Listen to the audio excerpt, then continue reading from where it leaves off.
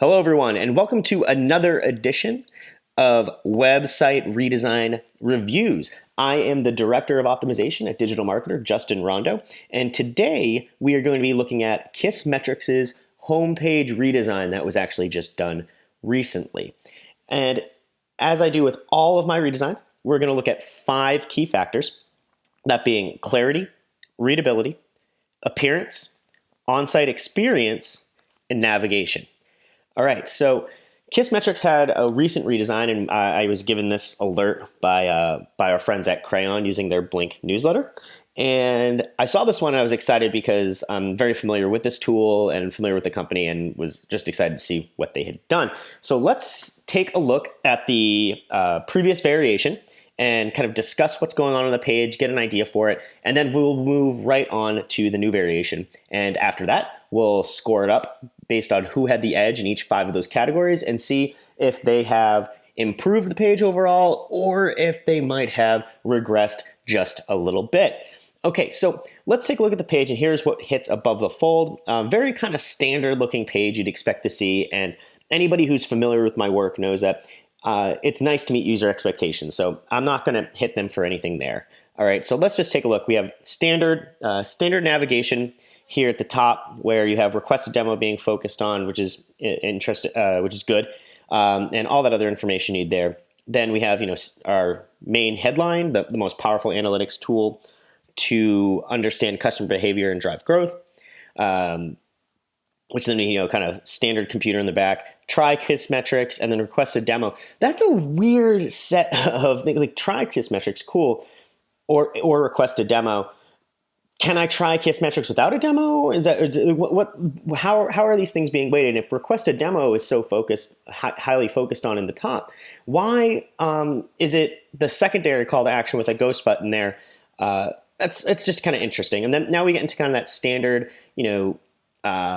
social proof bar. Very cool, grayed out, awesome, get it. And then now we're getting to increase acquisition and retention with customer analytics across web and mobile. Okay, that makes sense to me. I'm in this space specifically, so I'm actually their target market, and that works. Acquisition, retention, growth, love it. Like the icons they use there, they're vibrant, looks good. Kissmetrics Analyze shows how each customer behaves so you can make better decisions to drive growth. All right, so now we're getting examples of the in-app stuff with funnel, learn more, then you can build into there. With people, again, going into the learn more and digging in A/B testing. Okay, so these are just all the features, very cool. And then as you see all those features, they try to hit you with try versus request. I still don't get that, those options. They seem very, very odd to me. And then we get into a rogue testimonial talking about this. All right, so then now we get into more about Kissmetrics engaged targets, so talking more about what the product does and giving examples of it on there, and then another testimonial about that. And then nice, here's how to get started, click to track, implementation, integration. All right, all standard kind of words you expect to see. And then a final catch-all CTA with that weird try and request. I still don't get it. And the footer. Okay, so now let's look at the other page. All right, so navigation remains the same, which in this case will be will definitely affect the ratings. We'll only have 4 things to differentiate between, and they drastically changed the hero shot here, and not for the better. I like what they did with focusing just on try Kissmetrics and then a secondary CTA of watch our video. They got rid of that awkward try versus request, which I really couldn't understand. And then let's actually look at, they changed up the headline a bit, behavior analytics for driving growth. That is very, very clear. Track and analyze customer behavior with Kissmetrics to turn more visitors into customers.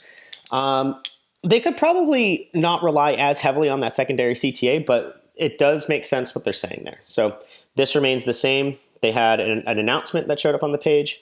And so now we have discover the power. So they're utilizing video, which video is, rich media, very useful, assuming, it adds actual value and isn't just some kind of fluff piece.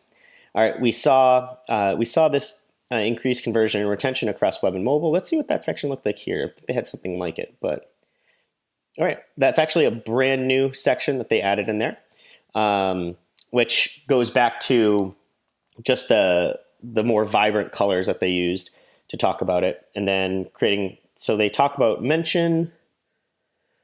I'm not sure what this section is. Oh, okay. This is an actual testimonial. So they might want to make that a bit more clear. I thought mention was maybe a proprietary piece of their product because of what they're looking at with 49% less churn. I'm not seeing the person that said it. So this actually looks like it's a feature, and I don't understand it as well. Resources to get you started. We've seen this. That's the same. And they cut out a significant amount of content here. I mean, this is, in terms of pixelization, like the height of this page is around 4,058 pixels, as opposed to the other variation that had more content that was around 6,661. All right, and so they still have this weird thing. Try Kissmetrics, request a demo. Did they change the? They changed the button coloration there. For they made it opposite where they want request a demo. But why in the heck is that still there? It makes no sense. They understood up here that, oh, that's a really weird thing to have next to each other. Let's pick one and go. But then you get down here and they still don't have a clue of which one they should be focusing on. I guess they might have one because they colored one differently, but they're still both there, and that's a bit odd. All right, so let's look at clarity here. So clarity breaks down a little bit on this new variation. I think I wanted to give the old variation the case because they don't have that weird testimonial section that's like a case study, but you don't know it's a case study. You understand their product. They're relying heavily on video there. I think they clear up what they want you to do. They want you to try it, but then they don't do that later on. And in terms of, I actually have to give the older variation here the win for clarity. All right, so let's move on to readability. And readability, this is hard to read. White text on light blue, hard as heck to read. And then just in terms of like font colors, I think the readability factor for the older variant is going to win out here. And then overall appearance, so not a lot changed in terms of the appearance on the page in terms of the template, except for really the hero shot and then their kind of list of features, right? And I think those list of features helped with clarity as well as readability. And they actually look good there. They're showing the product. So in terms of appearance, this header just seems a bit of a mess. It's really hard to read, and just it doesn't look as good. It's more I'm a bit more confused as to what that diagram has to do with a lot, because if it's behavior analytics, so this actually gives the edge to the old variation.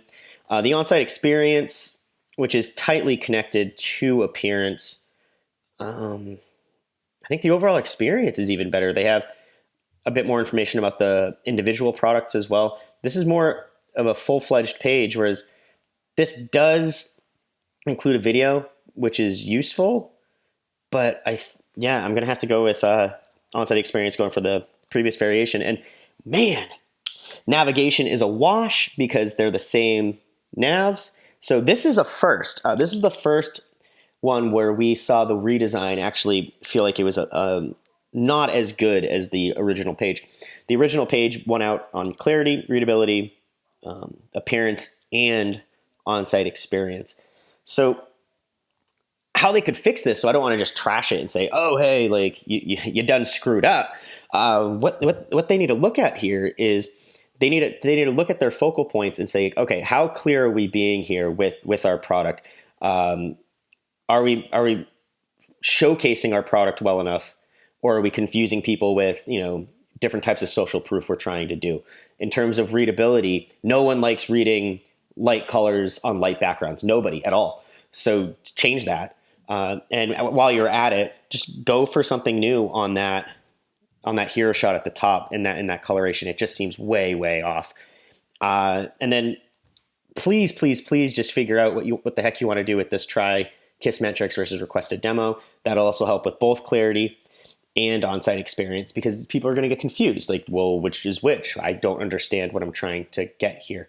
So those are the things I suggest for this page to do if they wanted to leave. The video is a great addition.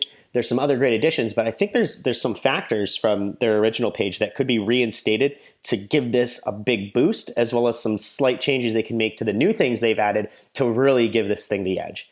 All right, so that's my review of Kissmetrics homepage. Tell me what you think in the comments. And if you're from Kissmetrics and you're watching this, I'd love to hear more about kind of what went into this, right? And how it's going. I could be completely off. I'm not seeing your data here, but based on, page design and redesign schemas I've seen over my entire career, I had to go with the old version on this one. All right, cool. Thank you.